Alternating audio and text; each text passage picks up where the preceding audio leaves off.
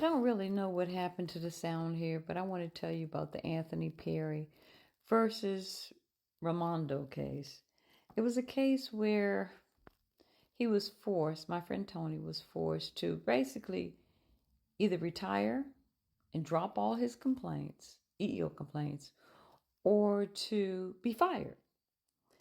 And so he had never had a problem with the federal service, 29 years of government. And rather than being fired, he retired. And then later, he chose to take his case to the Supreme Court. I'm going to skip a lot of stuff. And he took his case to the Supreme Court, and the Supreme Court said the district court should hear his case. But unfortunately, he had to was stalled there for 5 years.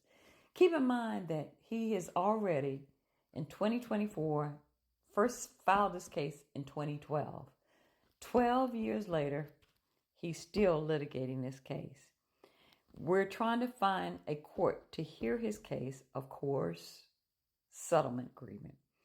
The Court of Appeals just recently determined that it was the United States District Court that should hear his case, Judge Tanya Chukin.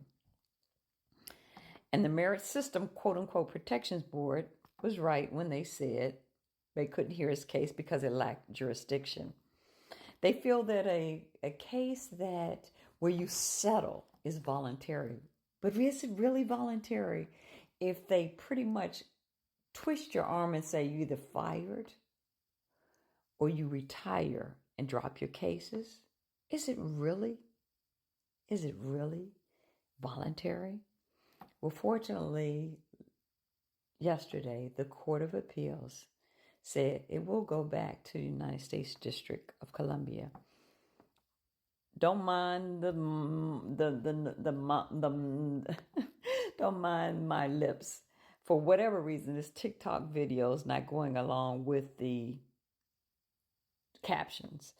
But I want you to know about the Anthony Perry case. It's very important because any of us can find ourselves in a situation where we try to raise a discrimination complaint and then our employer says, hey, you're fired or you drop the case.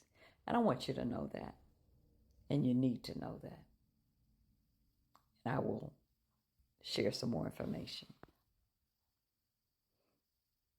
I know it's kind of wild because the hand motions don't match the lip motions. But know the case. Anthony Perry, formerly of the Bureau of the Census, has made a stand for all workers who may be coerced into settling an agreement that they don't particularly agree with, but they're trying to protect their livelihood.